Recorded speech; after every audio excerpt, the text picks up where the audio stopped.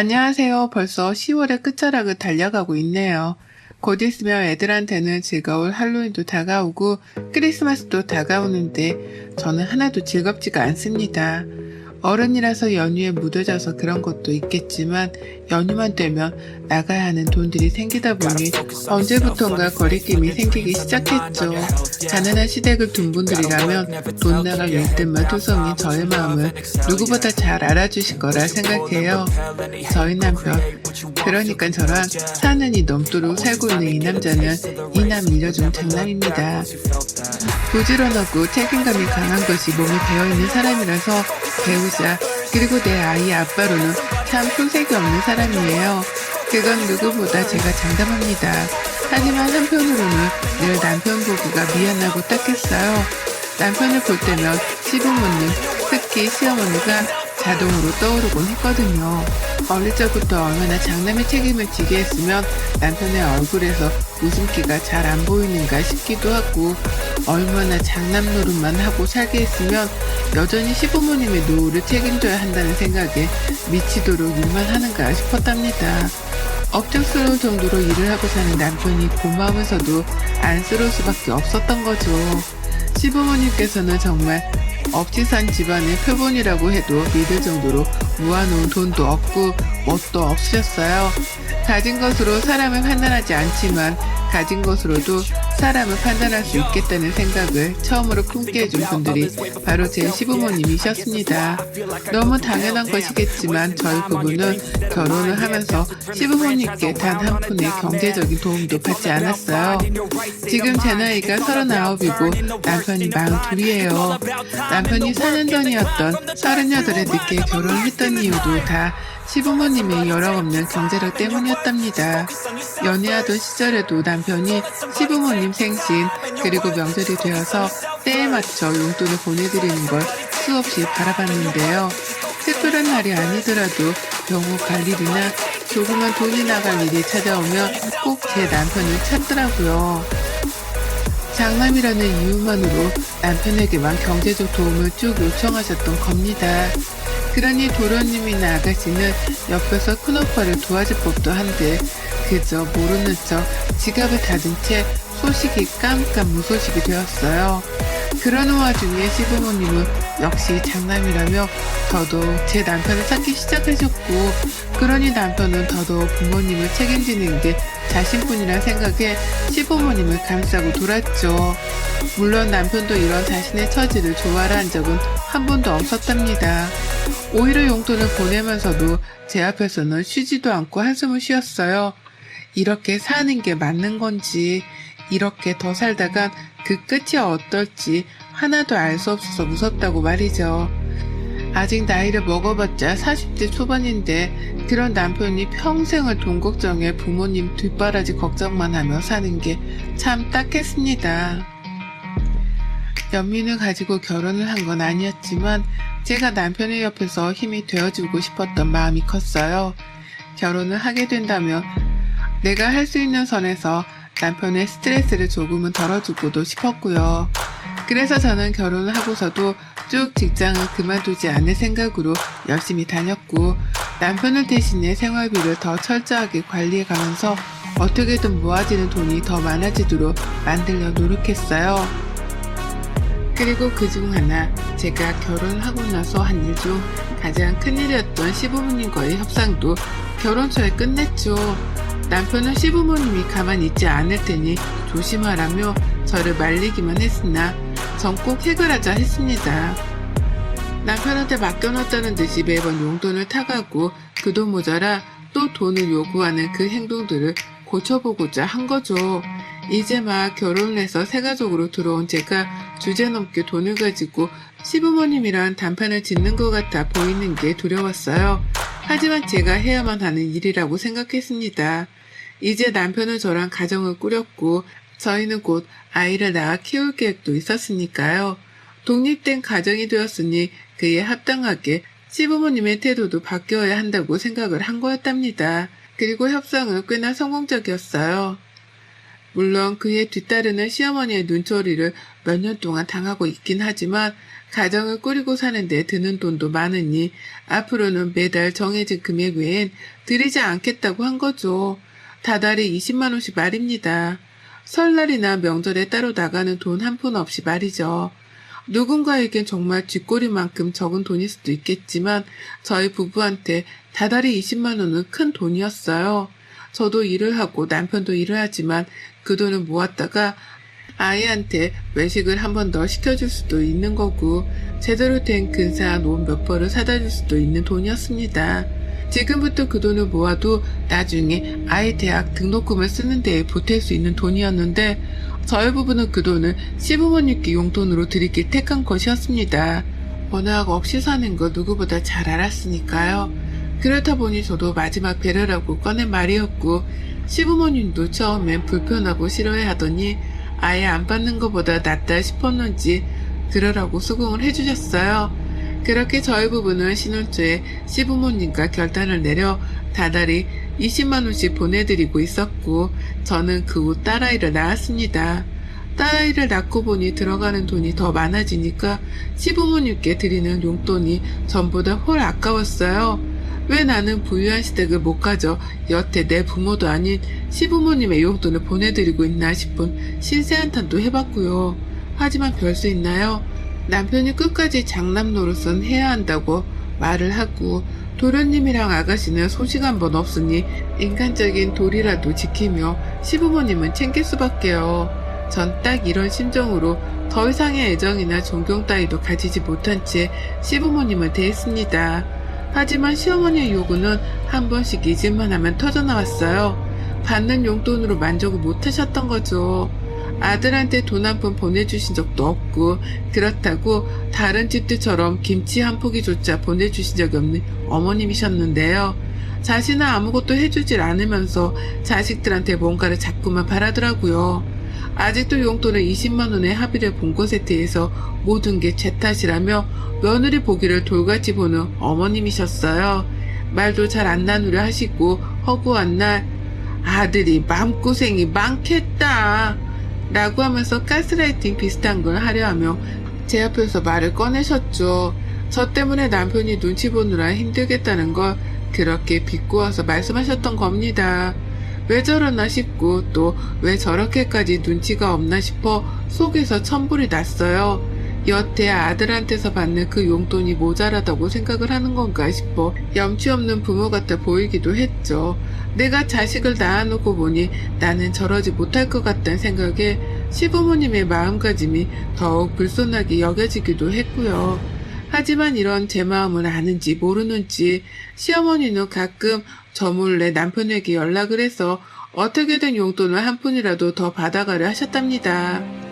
여전히 병원비에 용돈이 모자란다는 투정을 부려가면서 말이죠.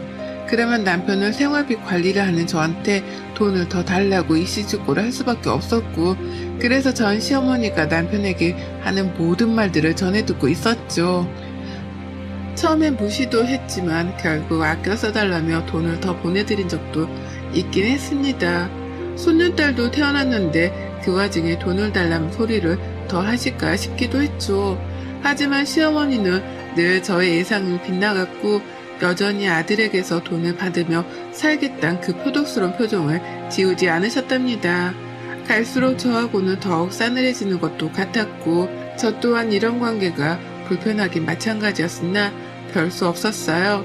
충분히 일을 하실 수 있던 나이 때부터 백수 생활을 자처하며 자식에게 돈을 받고 살던 시부모님이었어요. 그런데 그런 분들한테 제가 변한 모습을 볼 수 있겠다고 희망을 가지는 것 자체가 고문과도 다름이 없었던 거죠.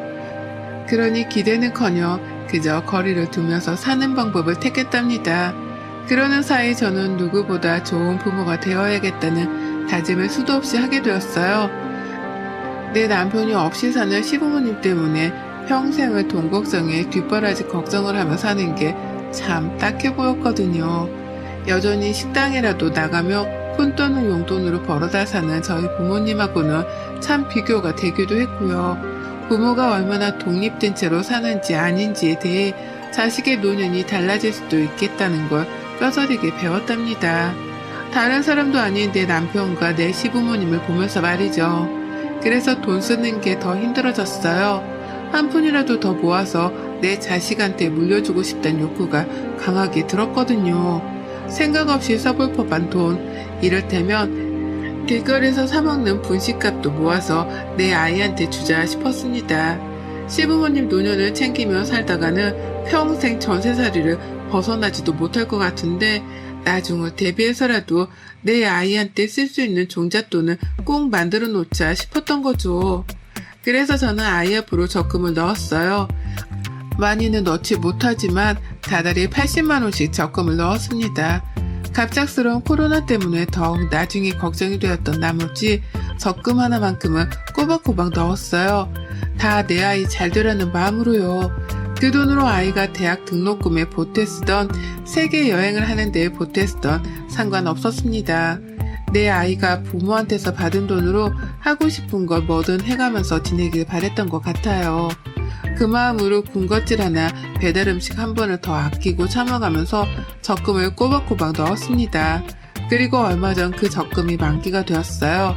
1년짜리 적금이었고 만기 되면 2년짜리, 3년짜리 이렇게 꼬박꼬박 만기 통장을 만들어가 볼 생각이었습니다.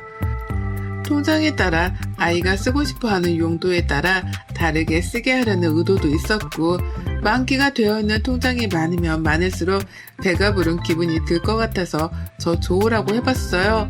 만기가 된 날 아이 앞에서 이걸 다 설명하기는 힘들었지만 아이를 보면서 좋다고 괜히 눈물도 글썽였고 그날은 오랜만에 아이 데리고 저희 부부가 다 같이 외식도 했습니다. 물론 외식 비용은 제 월급에서 나갔고요. 괜히 미래에 대한 확신이 들더군요. 이런 식으로 통장을 한두 개씩 만들다 보면 우리 부부가 회사에서 퇴직을 하기 전에 아이 대학 등록금은 미리 다 벌어놓을 수 있겠다 싶었으니까요. 만기 통장을 만지는 남편도 괜히 기분이 특별했던지 혼자서 그런 말을 하더라고요. 아이가 나중에 공부할 때가 되면 공부만 할 수 있게 해줘야지 라고요. 그 말을 듣고 눈물이 나올 뻔했답니다. 남편은 대학에 들어가서도 용돈을 번다며 알바를 뛰느라 제대로 된 공부를 하기 힘들어했다고 하더라고요. 그래서 늘 졸린 거 참아가며 힘든 몸을 이끌고 공부를 해야 했고 그게 참 뒤돌아 생각해봐도 지옥 같은 시간이었다고 말이죠. 그걸 자기 아이한테는 되풀이 해주기가 싫다더군요. 그런 남편을 보며 전 적금을 들어놓길 100번, 1000번 잘했다 다시 한번 되새겼고요. 그렇게 저희 부부는 아이를 위한 부모 노릇을 뭔가 하나 제대로 한 것 같다는 뿌듯한 기분이 든 채로 그날 외식을 즐겼고 남편은 술에도 한껏 취했었답니다. 기분 좋다고 말이죠.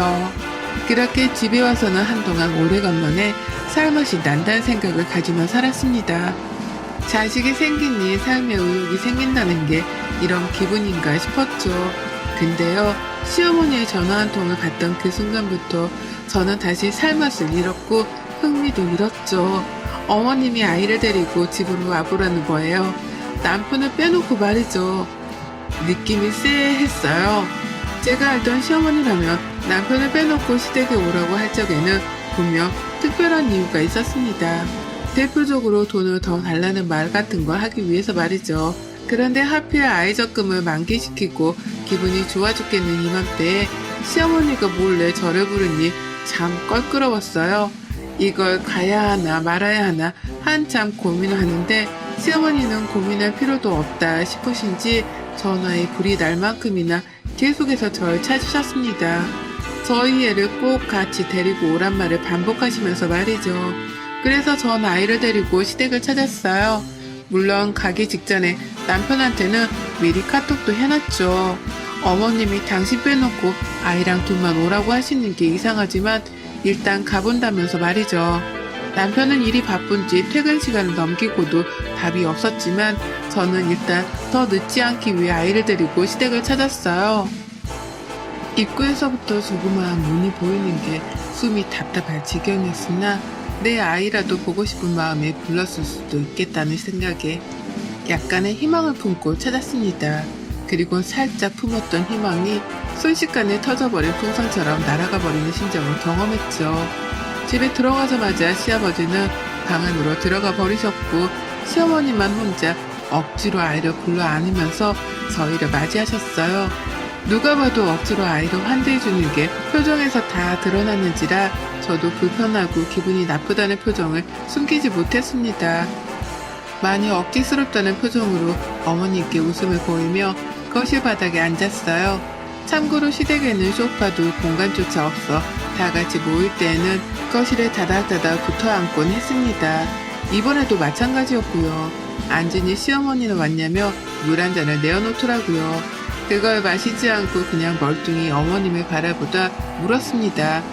무슨 일이신데 남편을 빼놓고 오라 하냐고 말이죠.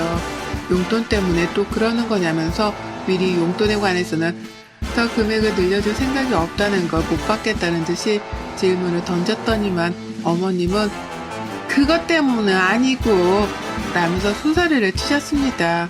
그리고서는 제가 아닌 손녀딸을 흐뭇하단 표정으로 빤히 바라보는 거예요. 생전 한 번도 그런 여유로운 표정으로 내 아이를 바라봐 준 적이 없는 분이셨는데 순간 무슨 성모 마리아라도 된 줄 알았습니다. 어찌나 표정이 인자롭던지 제가 다 엎드려 기도라도 해야 할 판인가 싶었네요. 어머님은 한참 동안 손녀딸을 특별하다는 듯이 흐뭇이 바라보다가 저에게 나지막히 말을 꺼내셨어요. 저기 그게 저번에 네 남편이 전화해서 하는 말을 들어보니까 얘 앞으로 만기된 적금이 있다던데 맞냐? 라고 물으셨답니다. 순간 심장이 쿵 하고 떨어지는 줄 알았죠. 내 아이의 만기된 적금에 대해서 묻다니 갑자기 초대해서는 적금 얘기라니 아무리 생각해도 이 상황이 앞뒤가 안 맞고 뜬금없어서 황당했죠. 남편이 전화해서 얘기를 했다는 말에 화가 치밀어 올라 당장 물었습니다. 남편이요? 남편이 먼저 전화를 해서 아이 적금 얘기를 꺼내던가요? 라고 말이죠. 남편이 다 꼰지른 건가 싶은 마음에 남편을 향한 화로 마음이 진정되지가 않았어요. 그래서 시댁에 가는 중이라는 내 카톡도 씹은 채 여태 답장이 없는 건가 싶었는데 시어머니는 그게 다 뭔 상관이냐는 표정으로 제게 다시 질문을 했습니다. 지금 그게 중요한 게 아니고 그래서 얼마 정도 들었는데 적금 한번 하고 나면 막 1,000만원, 2,000만원씩은 쌓이는 거 아니냐? 근데 이 조그만한 애한테 그 큰 돈이 당장 뭐에 필요하다고 그 큰 돈을 적금으로 넣어놔. 라고 하면서 한두 개도 아닌 질문들을 마구 쏟아냈어요. 뭐부터 답장을 해드려야 할지 모르겠을 정도로요. 무엇보다 저는 시어머니랑 내 아이 적금을 가지고 대화를 나누고 싶지 않았습니다. 그런데 어머님은 지독한 관심을 보이더니 급기야 본론을 꺼내셨어요. 참나. 글쎄 시댁 전셋집으로 옮기는 데 필요한 보증금으로 보태 쓰자는 거예요. 내가 내 아이 생각해서 행복하게 넣어둔 적금 만기 통장인데 그걸 자기들 집 옮기는 데 쓰자고 절 부른 겁니다. 무엇보다 당연히 자가라고 생각한 시댁이었는데 그게 자가도 아니고 전세였다는 사실에 저는 뒷목 잡고 순간 쓰러질 뻔도 했어요. 이 조그만한 애가 당장 돈 쓸 일이 뭐 있다고. 내일 모레 죽을 사람들부터 일단 마저 살고 봐야지 라고 하며 내 아이 통장을 당연스레 달라고까지 하는데 연속으로 얻어맞은 이 충격적 사실들에 저는 경악을 금치 못했고요. 그 자리에서 당장의 아이를 데리고 현관으로 나와 신발을 신겼습니다. 뒤따라온 시어머니한테 손사래를 쳐가면서 말도 섞기 싫으니 입 좀 다물어 달라고 했죠. 진절머리도 나고 구역질도 난다고 하면서 말이죠. 하지만 시어머니는 통장 좀 달란 소리를 멈추질 않으셨어요. 주지 못하면 차라리 빌려달라면서 능력도 없는 분이 언젠가는 그 돈을 갚을 거라는 거짓말까지 해가며 제게 도움을 요청하더라고요. 손녀딸 만기 통장으로 조금 더 넓은 전셋집으로 이사가고 싶었던지 주제넘게 전셋집 타령을 해가면서 돈을 달라고만 하셨어요. 자기들 수준에 맞게 월세집이라도 들어가서 열심히 월세돈이라도 벌어오던가 해야 할 텐데 스스로 하는 일이라고는 하나도 없는 분들이셨습니다. 그 와중에 시아버지는 시어머니 혼자 단판을 지어보라면서 도망치듯 방 안으로 들어가 계셨던 거였어요. 너무 화도 나고 나를 이 지경으로까지 밀어낸 남편을 향한 분노가 막 들끓었습니다. 어떻게 아이 통장을 다른 사람도 아닌 시어머니한테 공유를 할 수 있나 싶어 실망스러워 배신감이 치솟는 그때 남편 목소리가 들렸어요. 문 앞에서 실랑이를 하고 있던 저희 목소리를 들은 남편이 밖에서 소리를 지르며 달려온 겁니다. 문을 열자마자 남편은 저랑 아이를 문 밖으로 내보내더니 자기 혼자 문을 쾅 닫고 시어머니를 상대하겠다고 들어갔어요. 저는 영문도 모른 채 잠긴 문 앞에서 아이를 데리고 남편을 기다려야 했고요. 집이 워낙 낡았고 좁다 보니 안에서 나누는 남편의 대화는 밖에서도 훤히 들렸습니다. 그리고 그제서야 알았죠. 남편이 시어머니께 아이 적금에 대해 얘기를 한 건 술에 취해 한 말실수였다는 걸 말이죠. 그날 너무 만기된 통장에 기뻐 아이랑 다 같이 외식을 했던 날 남편이 술에 취해서 시어머니께 따로 전화를 했더라고요. 우리는 아이를 행복하게 살게 만들려고 지금부터 이렇게 노력을 하는데 엄마는 도대체 뭘 해줬냐는 일종의 투정 같은 걸 술에 취해 했던 겁니다.